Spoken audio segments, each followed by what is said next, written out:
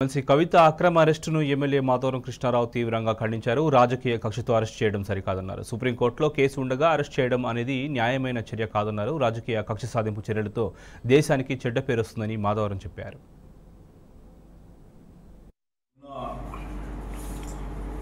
MLC కవిత గారిని arrest చేయడం అనేటువంటిది బాధాకర విషయం.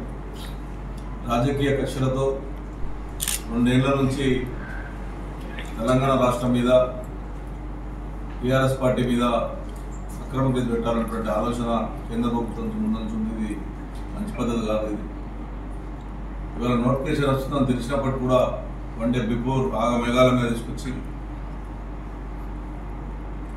అరెస్ట్ చేయడం అనేది తెలంగాణ ప్రజలు చాలా బాధపడుతూ ఉన్నారు ఈ విషయంలో.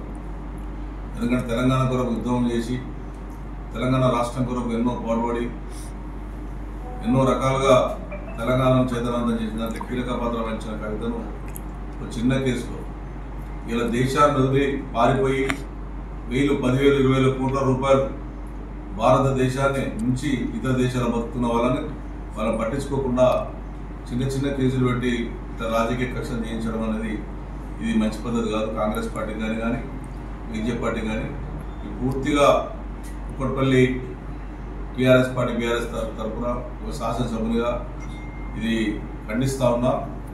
ఇటువంటి కక్ష సాధింపుల వలన దేశానికి చెడ్డ పేరు వస్తుంది తప్ప రాష్ట్రానికి చెడ్డ పేరు వస్తుంది తప్ప ఇది ఎందుకంటే న్యాయస్థానం ఉంది కాబట్టి న్యాయస్థానంలో న్యాయం జరుగుతుంది ఎట్టి పరిస్థితుల్లో. కానీ వాళ్ళు నేను అరెస్ట్ చేసిన తీరు కానీ చాలా బాధాకరమైన విషయం అని చెప్పి నేను తెలియజేస్తా ఉన్నాను. ఆల్రెడీ 1900 కోట్ల ఉన్నప్పటికీ కూడా వచ్చి నేను అరెస్ట్ చేయడం అనేది అది పూర్తిగా ఖండిస్తా ఉన్నామని చెప్పి తెలియజేస్తాను.